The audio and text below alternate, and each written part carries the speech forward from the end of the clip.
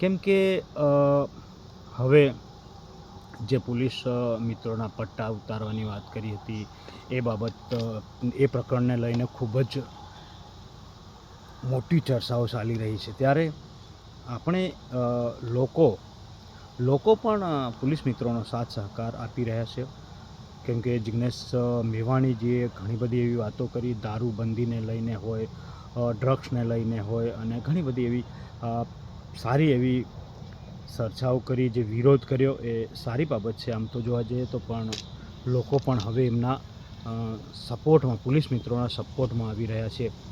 ત્યારે આપણે એવું કહેવા માંગીએ છીએ કે ગુજરાતની અંદરમાં ધારાસભ્ય તો 182 છે, પણ કોઈક અવાજ ઉઠાવે, કંઈક વિરોધ કરે, ગરીબો માટે લડવાનું હોય, શિક્ષણ માટે લડવાનું હોય, શિષ્યવૃત્તિ માટે લડવાનું હોય, યા આવા ઘણા બધા મુદ્દાઓ ઉઠાવવા માટે માત્ર ને માત્ર તમે જુઓ તો 182 ધારાસભ્યમાંથી માંડ 4-5 ધારાસભ્ય એવા હશે.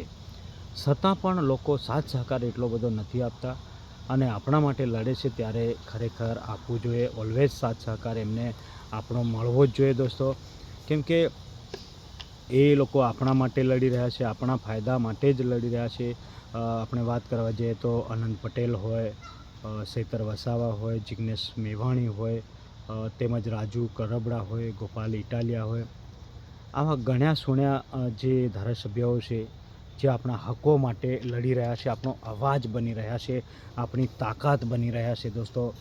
ત્યારે ખરેખર આપણો પણ અધિકાર છે આવા લોકોનો, આવા મિત્રોનો સાથ સહકાર આપણે આપવો જોઈએ, આવા નેતાઓનો સહયોગ પણ કરવો જોઈએ.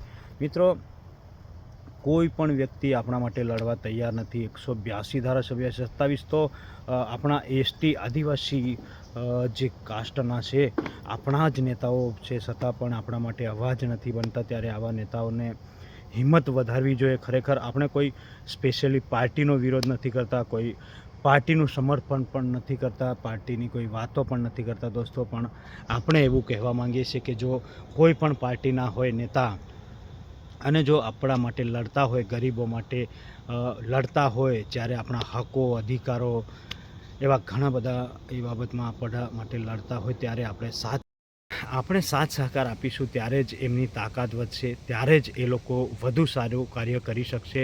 ત્યારે ખાસ કરીને મિત્રો, જેમ બને તેમ આવા જે આપણા માટે જે નેતાઓ કાર્ય કરી રહ્યા છે, આપણા માટે લોકસભામાં, વિધાનસભા હોય કે ગમે તે જગ્યાએ આપણા માટે અવાજ જે બની રહ્યા છે, આપણો અવાજ ઉઠાવી રહ્યા છે, ત્યારે એમનો ખરેખર સાથ સહકાર આપવો જોઈએ.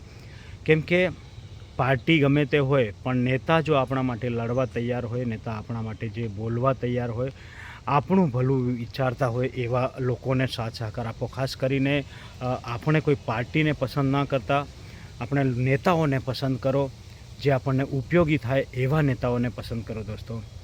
તો દોસ્તો, તમારું શું કહેવું છે કે શું જિગ્નેશ મેવાણીજી જે બરાબર છે, એમનો જે પણ જે આ વિવાદ ચાલી રહ્યો છે એમાં તમે સાથ સહકાર એમને આપી રહ્યા છો? તમારું મંતવ્ય શું છે એ પણ જણાવજો. કેમ કે મને તો એવું લાગે છે કે જિગ્નેશ મેવાણી હોય, ચૈતર વસાવા, આવા ગણ્યા સુણ્યા 182 ધારાસભ્યો છે. ખરેખર તો આ બધા નેતાઓને કામ કરવા માટે જ આપણે પ્રતિનિધિ બનાવતા હોય છે, એમને જીતાવીને ત્યાં વિધાનસભા સુધી પહોંચાડતા હોય છે આપણા કામો માટે, આપણને ઉપયોગી થાય, આપણો વિકાસ કરે, ગમે તે પ્રકારે આપણે સાથે આવીને ઊભા રહે, એ વિચારીને, એવું સમજીને જ આપણે સાથ સહકાર આપતા હોઈએ છીએ દોસ્તો. પણ એવું ખરેખર એ લોકો નથી કરતા. તો મિત્રો, રાજનીતિ તો દરેક ધારાસભ્ય હોય યા દરેક નેતાઓ, નાનાથી લઈને મોટા નેતાઓ સુધી રાજનીતિ તો કરતા જ હોય છે. કેમ કે એ પણ એમનું પોલિટિકલ રીતે લડતા હોય છે, એમની પાર્ટી મજબૂત કરવા કામ કરતા હોય છે.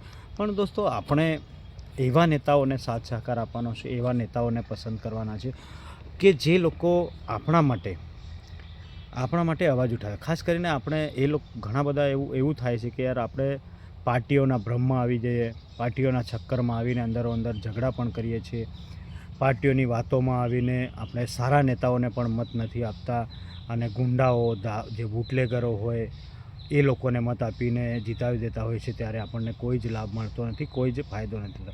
ઘણા બધા નેતાઓ તો તમે જોવો છો પોલિટિકલ પાર્ટીમાં ગુંડાઓ ભરેલા છે, કૌભાંડો કરે છે, આ બધા ઘણા બધા પ્રકારના નેતાઓ તો દરેક પ્રકારના હોય છે દોસ્તો. પણ ખાસ કરીને જો કોઈ અવાજ ઉઠાવવાવાળા સાંસદ સભ્યની વાત હોય, ધારાસભ્ય, જિલ્લા સભ્ય, તાલુકા સભ્ય યા સરપંચ હોય, તો કામની રાજનીતિ કરવાવાળા ઘણા ઓછા લોકો છે. પણ ઘણા ઓછા લોકો છે તો એવા જે લોકો આપણને મળ્યા છે, એવા નેતાઓ આપણને મળ્યા છે દોસ્તો.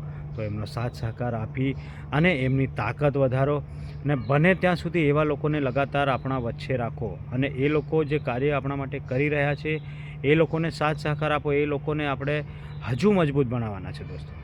કેમ કે આપણે તો એવું કરીએ છીએ કે કંઈક દારૂની બાબત હોય યા 5-50 રૂપિયાની બાબત હોય યા કંઈક લોભામણી વાતોમાં આવીને આપણે એવા લોકોનું સમર્થન નથી કરતા જેમનું ખરેખર આપણે સાથ સહકારની જરૂર છે, જેમને ખરેખર આપણે સમર્થન કરવાની જરૂર છે.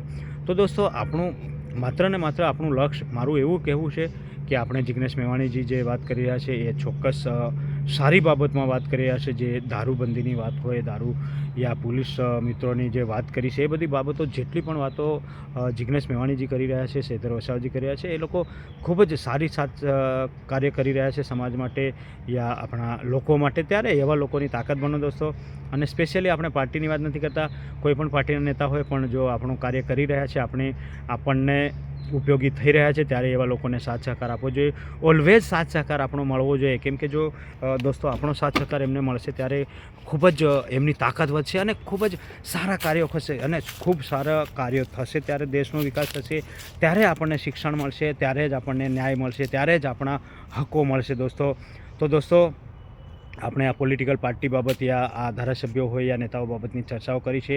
એના વિશે તમારું શું કહેવું છે ચોક્કસથી મને જણાવજો દોસ્તો. અને જો તમને કંઈક સારું લાગ્યું હોય યા આ મેં નામ લીધા એ પ્રમાણે જે નેતાઓના કાર્ય સારા લાગતા હોય તો એમને જે પણ પાર્ટીના હોય એનો સાથ સહકાર આપો, આપણા માટે લડે એમને સાથ સહકાર જરૂરથી આપો દોસ્તો. અને આ પાર્ટીઓને નથી જોવો, જે પણ પાર્ટી હોય, આપણે પાર્ટીઓથી કોઈ જ મતલબ નથી, આપણે નેતાઓથી, સ્પેશિયલી આપણા નેતાઓથી મતલબ છે દોસ્તો.